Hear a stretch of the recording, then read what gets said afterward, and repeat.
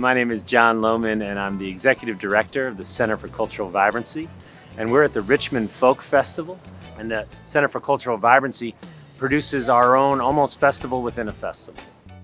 You come to our stage, you're going to see some incredible gospel music. You're going to see old-time, mountain music, bluegrass. We do everything that we can to best give folks a feeling for the cultural context of what they're seeing and the importance of what they're seeing.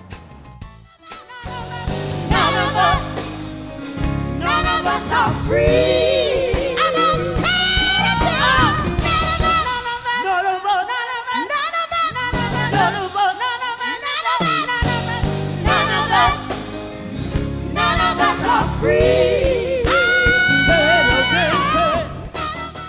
Growing up, we didn't always have opportunities to share our history and our culture, or to have other people share their history and culture with us. And that's what's been so wonderful about the CCV. It gets us to come together where we really get a chance to share our culture.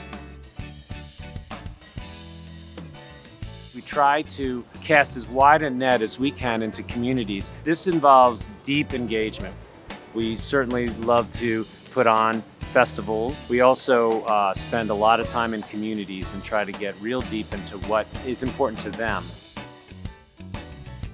So it's not just diversity for diversity's sake, but that we come out of this having learned from each other. This year we chose to go with the theme mask, because here in Virginia we have one of the greatest mask makers in the world, Ghana Natsag. And in Mongolia there's a very important Buddhist ceremony called the Sam, which involves 108 masked characters. Due to political unrest, nearly all of these masks were destroyed. But Ghana made it his life mission to recreate these masks, many of which are here today.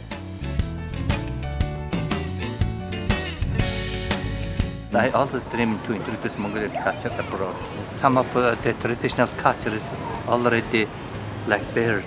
We need to share that. We need to display that to our audience, and we need to pass talent and our tradition to next generation. This is an important part. They often talk of America as the melting pot. And what I've seen in my work is that actually often the opposite is true, which is that when folks come here and they leave their home, these things become almost more important to them because it's such a core of who they are and their identity. What we find here is that it's very important also to give that a microphone, to give that exposure to others, to see that when people say come and become part of your community, that is not a bad thing, that is a good thing.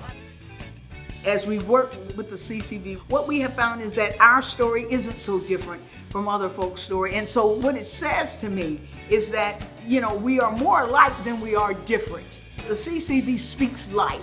It encourages that we share our stories.